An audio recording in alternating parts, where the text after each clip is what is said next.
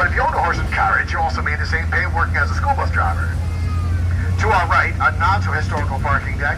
However, the land it's on is historical, for this was a location of Florida's first great hotel, the San Marco, which is the inspiration of the San Marco. Just to give you an idea as to what the San Marco used to look like back in its day, as far as its exterior design and decor. Obviously, much smaller scale. It's a very small cemetery, just shy 100 tombstones. Believe it or not, there's over 900 bodies buried inside there. And how they did it? Well, they stacked bodies up to 25 deep per grave. The last one on top got their name on the tombstone. Wax Museum. The original location of the Wax Museum is just on the outskirts of the plaza, in between stops number 14 and 15. Location. But the building it's in today was originally the oldest drugstore. Erected in 1886, that fills you in on all the ghoulish details of all the hauntings throughout the city, of which you can imagine there is a plethora. If you would like to go off your light pull-up, come to a complete stop and ring the bell. When exiting off the trolley here, either side of in or out of the walled city. Next, stop on your maps. Ahead of us to our right, stop number 5. Do a complete stop and ring the bell. When exiting off the trolley here at stop number 6, please only exit to the right. You have to remember, he was the zone where money was of no object. And when Henry Flagler wanted something, he got it.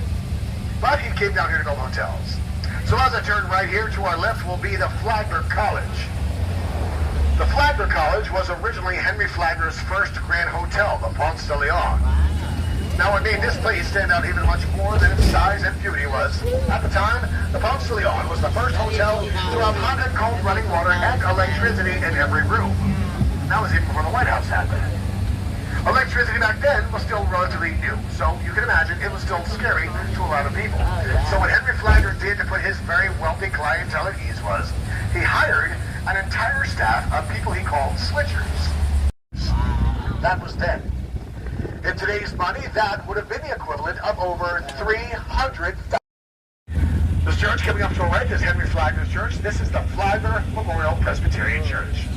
When Henry Flagler had this built, he did it in the style of Venetian Renaissance Revival, but despite its size and beauty, there was a sad story attached to it, of which I'll continue with in just a moment, as we're now pulling along to our next stop on your maps. Stop number 8, the Flagler Memorial Presbyterian Church. If you would like to go off here, wait till I pull over, come to a complete stop and ring the bell. When exiting off the trolley here, please only exit to the right, towards the church. And beautiful architecture.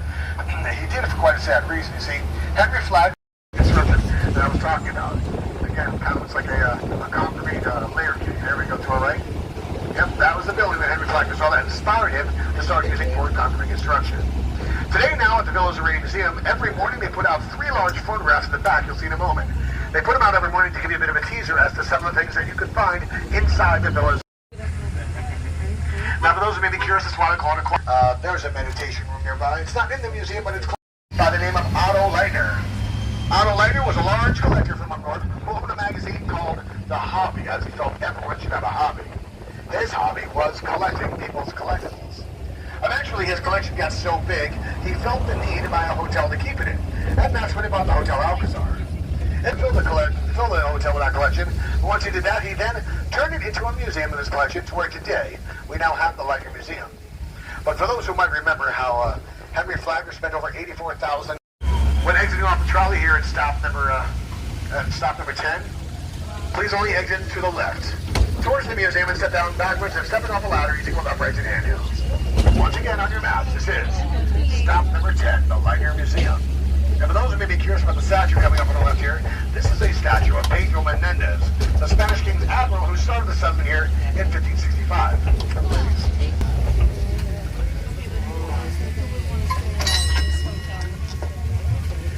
You see how the end of the building here bubbles out towards us like a huge concrete bay window? This is the shallow end of that pool. The deep end is on the other side of the building. No longer filled with water, today it's filled with tables and chairs, as today it's now the Cafe Alcazar, where you can do some fine dining inside of what was the pool while listening to a live pianist echoing to the open floors above you. If y'all ever get a chance to go inside there, be sure to look for the photographs they have.